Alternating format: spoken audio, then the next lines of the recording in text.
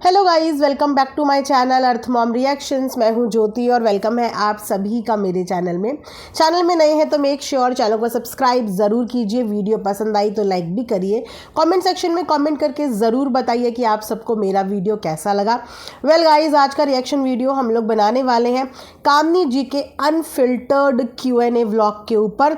Also अभी पता चला है कि ननद साहिबा एनिवर्सरी सेलिब्रेशन कर रही हैं और कमेंट सेक्शन में लोग उस सेलिब्रेशन में भाभियों को ढूंढ रहे हैं। ऐसा कैसे चलेगा गाइस? चलिए गाइस, वीडियो में विस्तार से बात करेंगे, अपने ओपिनियन यहाँ पे रखेंगे। आप भी कमेंट सेक्शन में अपने ओपिनियन रख सकते हैं। बिना स्किप करे हुए पूरा वीडियो आप लोगों को ज़रूर देखना है। और उसी के साथ आप लोगों के लिए मैं आज किचन की बहुत ही यूज़फुल आइटम लेके आई हूँ छांट के।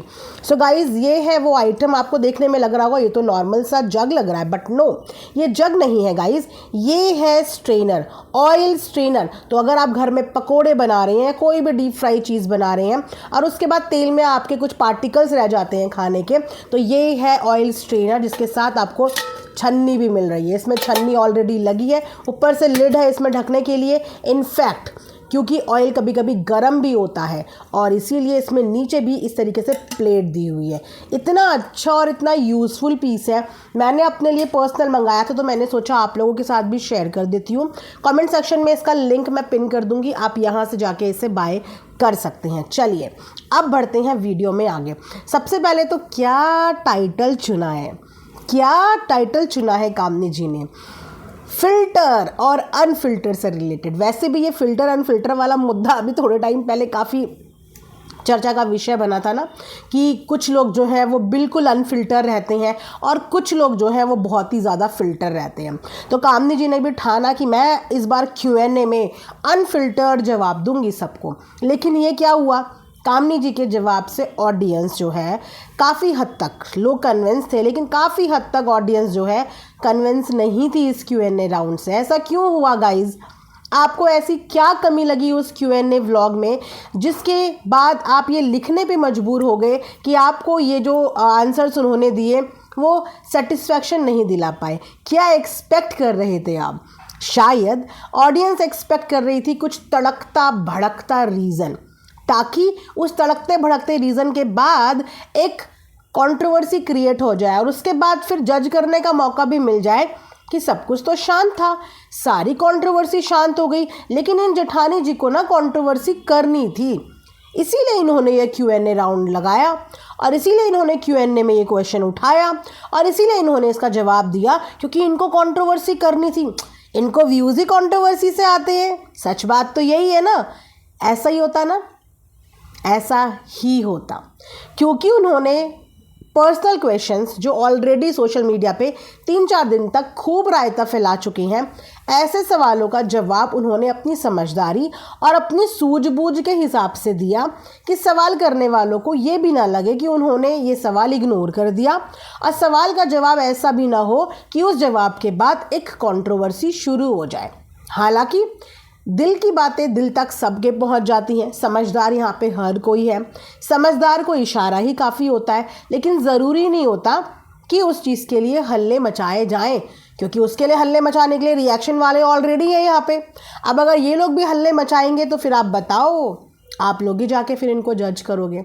तो उन्होंने जो मोस्ट पूछे जाने वाला सवाल था, एक सवाल तो ये कि जो शादी हुई थी उस शादी में ऐसा क्या हुआ, दूसरा ये कि उस शादी में आपका मुंह क्यों बना था, तीसरा ये कि आप लोग क्या कंटेंट के लिए गए थे, चौथा ये कि जब आप केक कटिंग के लिए गए थे वहाँ पे तो आपने इस बात का व्लॉग क्यों नहीं बनाया था।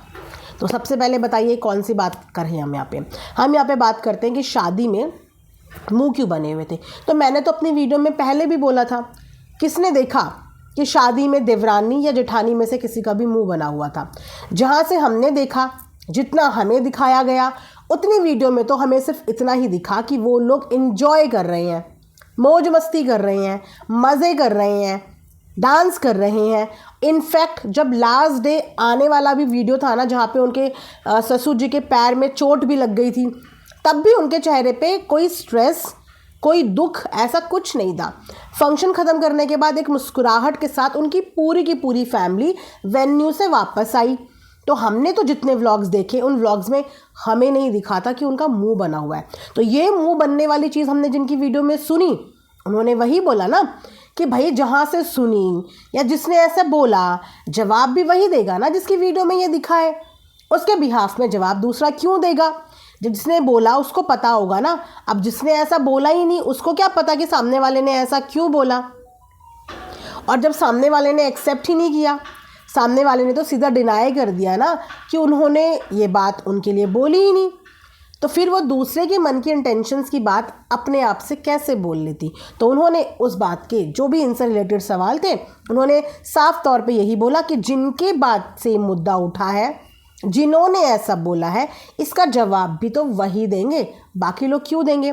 और रही बात कि शादी में क्या हुआ था क्या नहीं हुआ था, शादी में क्या हुआ था इससे रिलेटेड तो किसी ने भी वीडियो नहीं बनाई, क्योंकि शादी में सबने अपना अच्छा खासा ही वीडियो दिखाया, हंसते खेलते ही दिखाया और हंसते खेलते ही शादी निपट गई। तो शादी में जो चीज़ें हुई जो चीज़ें नहीं हुई वो जहाँ से शुरू हुई आंसरेबल भी वो लोग हैं, उन्होंने एक लाइन में इस बात का जवाब दिया। क्योंकि अगर वो इस बात का जवाब देने लगती तो फिर कंट्रोवर्सी बढ़ती और ठंडा होने के बाद जवाब देती तो फिर सारा ब्लेम सब चीज़ों से हटके कामनी जी के ऊपर आ जाता कि इन्होंने इस चीज़ को शुरू कर लिया। तो उन्होंने मैच्योरिटी से जवाब दिया है गाइस, ऐसी मैच्योरिटी से जवाब दिया है कि ना तो कोई बुरा दिखे ना ही कोई भला दिखे और ना ही जो है आग में मैं घी का काम करूं, राइट। अब इसके बाद था दूसरा क्वेश्चन कि आप लोग जब वहाँ पे केक कटिंग करने के लिए गए थे तो आपने वहाँ का वीडियो क्यों नहीं बनाया। तो उन्होंने उस बात का भी जवाब दिया कि वीडियो व्लॉग बनाने का हमारा कोई मोटिव ही नहीं था और कोई प्लान भी नहीं था। हमने यही सोचा था कि जो चीज़ें हम उस समय पे नहीं कर पाए तो हम उन चीज़ों को जाके कराते हैं, नई बहू से मिलाते हैं। शायद वो कंफर्टेबल भी ना होती क्योंकि मौसी जी भी नहीं थी उसने बताया, तो इसीलिए हम लोग सब मिलके वहाँ पे गए उसको अच्छा फील कराने के लिए।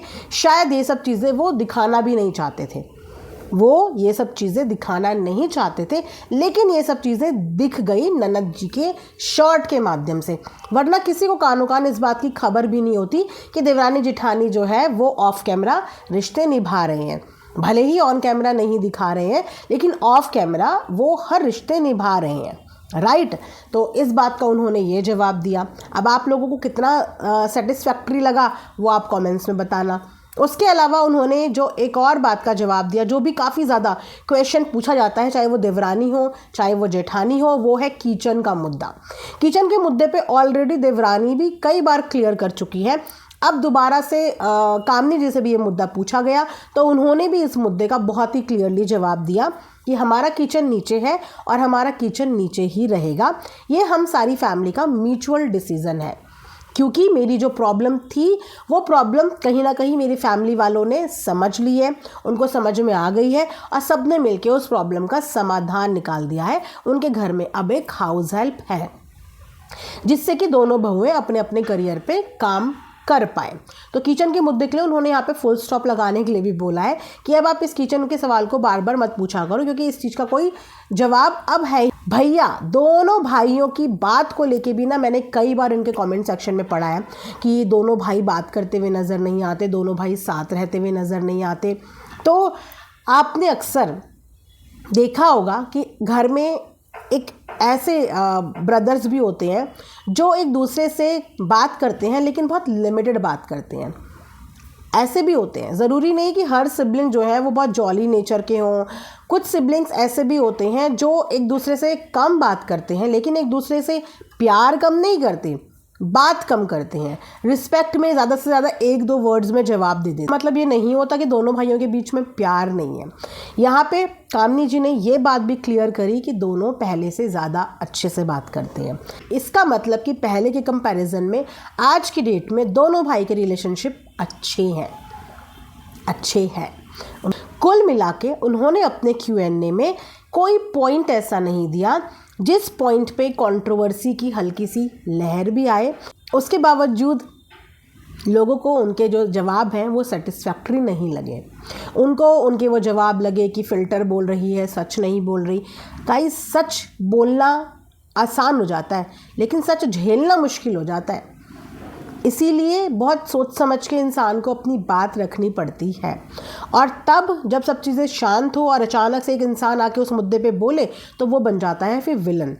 अब ऐसा भी तो कोई नहीं चाहेगा ना कि उसकी वजह से जो मुद्दा शांत हो गया है वो एकदम से पॉप अप करके पॉपकॉर्न की तरह उछल जाए। तो उन्होंने अपने Q&A में ऐसा ही दिया है। आप ज़रूर बताना कि आपको उनके क्वेश्चंस के आंसर सुनने के बाद कैसा लगा। आप अपने ओपिनियन एक अच्छी भाषा में कमेंट सेक्शन में मेरे लिख देना। अब इसके बाद बात करते हैं कि अभी मैंने एक व्लॉग देखा जिस व्लॉग से पता चला कि ननद साहिबा की एनिवर्सरी है। ये वही ननद साहिबा जो हमारी स्ट्रेट फॉरवर्ड वाली ननद साहिबा है, उनकी बहन की, जो बेसिकली दोनों बहनें ढोल की आड़ में जो है हंसी मजाक कर रही थी। उनके हिसाब से वो हंसी मजाक कर रही थी ढोल की आड़ में। उन्हीं बहन की एनिवर्सरी है जिसका वीडियो आज आया है। अब एनिवर्सरी का वीडियो देखने के बाद हमारे सब्सक्राइबर ढूंढ रहे थे कि एनिवर्सरी के व्लॉग में कहीं ना कहीं आगे पीछे 5 मिनट बाद, 10 मिनट बाद, 12 मिनट बाद हमें भाभियाँ देखने को मिलेंगी, भाभियाँ नहीं तो हमें भैया लोग देखने को मिलेंगे। पर ऐसा नहीं हुआ, ऐसा नहीं हुआ। एनिवर्सरी के फंक्शन में सिर्फ नंदों की ही फैमिली है, दोनों बहनों का ही परिवार है। उसके अलावा भाभियाँ वहाँ पे मौजूद नहीं आई। और भाभियाँ नहीं मौजूद आई इसीलिए ऑडियंस ने इनके कमेंट सेक्शन में कमेंट भी करने शुरू कर दिए।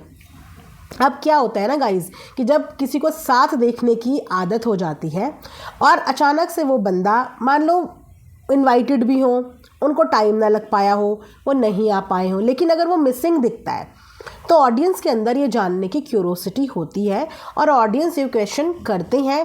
क्योंकि हमने चाहे जेठानी हो चाहे देवरानी हो, दोनों के ही छोटे हो बड़े हो, कैसे भी फंक्शन हो, एनिवर्सरी हो, बर्थडे हो, ऐसा कोई भी फंक्शन उनका नहीं गया जिस फंक्शन में हमें नंदे नज़र ना आई हो या जिस फंक्शन में नंदों को इनविटेशन ना गया हो।